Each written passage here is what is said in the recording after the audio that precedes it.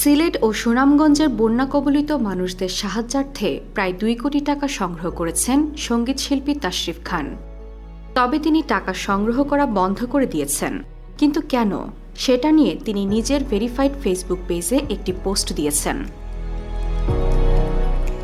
বন্যা প্রজেক্টে Tashrif স্কোয়াডের crowd funding আমরা বন্ধ করে দিচ্ছি।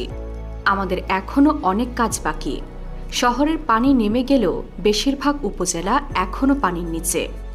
শুরু থেকে এখন পর্যন্ত আমরা মোট 2 কোটি টাকার কাছাকাছি সংগ্রহ করতে সক্ষম হয়েছি, যা থেকে এখন পর্যন্ত 5,000-এরও বেশি পরিবারের কাছে 12 থেকে 15 দিনের খাবার ও ঔষধ পৌঁছে দিয়েছি এবং সামনের কয়েকদিনে আশা করছি আরও 10,000-এরও অধিক পরিবারের কাছে খাবার পৌঁছে দিতে পারব ইনশাল্লাহ।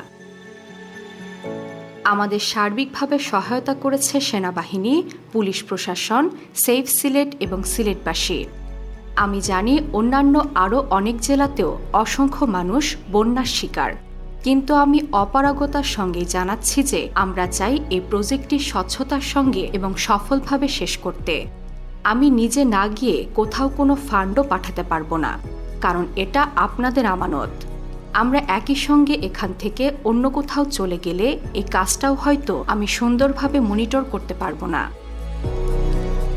আমাদের যে কোনো কথায় বা কাজে কেউ কষ্ট পেলে আমি ক্ষমা চাইছি। তবে জেনে রাখুন, ফান্ডিং সংগ্রহ শেষ মানেই আমাদের কাজ শেষ না।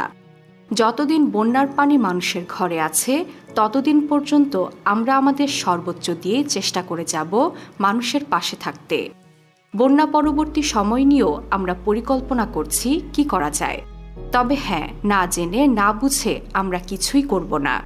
এতটুকু ভরসা রাখতে পারেন। দোয়া করবেন আমাদের জন্য।